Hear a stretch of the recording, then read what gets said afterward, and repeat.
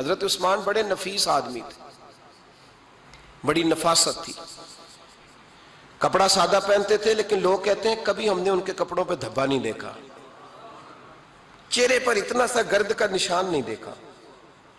ہمارے ملک میں سب سے زیادہ خرچہ میک اپ کا آتا ہے، پتہ ہے آپ کو؟ جی، اب اگلی جو بات کرنی ہے اس پہ اپنے آپ کو وقت کتنا دیتے ہو، سجنے میں، سورنے میں، تیار ہونے میں کتنا وقت لگاتے ہو؟ فرمانے لگے حضرت عثمان غنی اتنا تو ٹائم ہی نہیں ہے کہ اپنے آپ کو دیا جائے۔ تو قبر اتنے پیارے کیسے لگتے ہو؟ فرمانے لگے اپنی وجہ سے نہیں لگتا، حضور کی وجہ سے پیارا لگتا۔ کب وہ کس طرح؟ فرمانے لگے نبی پاک صلی اللہ علیہ وسلم نے ہمیں وضو دیا ہے، فرمایا ایک دفعہ وضو کر کے آئینے کے سامنے کھڑا ہوتا ہوں یوں لگتا ہے اللہ نے میرے چہرے کو پہلے سے زیادہ نور عطا کر دیا ہے۔ دیکھیں نا، باقی جسم چھپا ہوا ہے اور جو ظاہر ہے اس پر وضو کا حکم ہے۔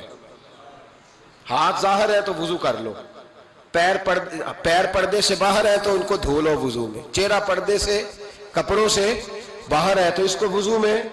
تو عثمان غنی فرماتے 5 وضو تو میں تازہ کرتا ہوں، پچھلا ہو بھی تو نئی نماز تازے وضو سے پڑھتا ہوں۔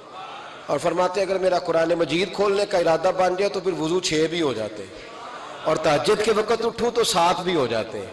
فرماتے علیحدہ سے درود پاک پڑھنے بیٹھوں تو پھر 10-11 وضو بھی ہو جاتے ہیں۔ میں وضو کرتا رہتا ہوں تو اللہ تازگی عطا کر دیتا ہے۔